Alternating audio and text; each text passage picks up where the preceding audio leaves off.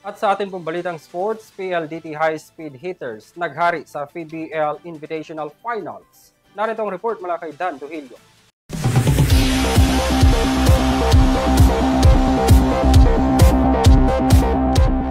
Dumako naman tayo sa balitang sports. Mainit na sagupaan ang naganap kagabi sa PBL Invitational Finals, kung saan itinodo ng mga koponan ang kanilang natatanging lakas. Sa uli, makasaysayang panalo ang naghatid sa PLDT High Speed Hitters sa inaasam na titulo.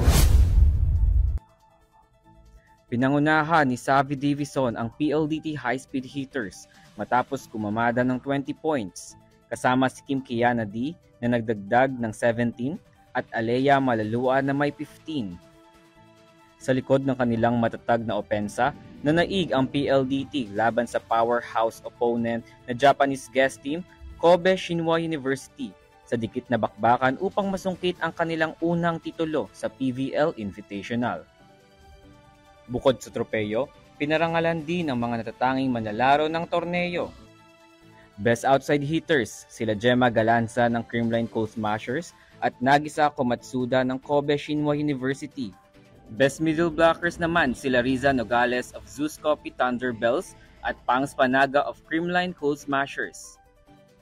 Best opposite spiker naman si Ara Galang ng Cherry Tigo Crossovers. Best libero si Kat Arado ng PLDT. Best setter naman si Sakura Furuta from Kobe Shinwa University.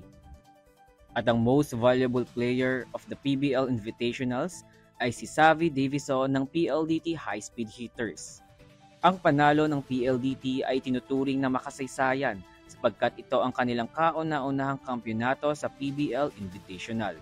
Bukod pa rito, kinilala rin si Kat Arado bilang Finals MVP matapos ipakita ang kanyang matatag na depensa na naging susi sa tagumpay ng High Speed Hitters. Sa kanilang unang kampyonato sa PBL Invitational, muling napatunayan ng PLDT na mabilis at matibay ang High Speed Hitters para sa mas malalaking laban. Para sa EuroTV News, Dan Duhilio, sumasaludo sa bawat Pilipino.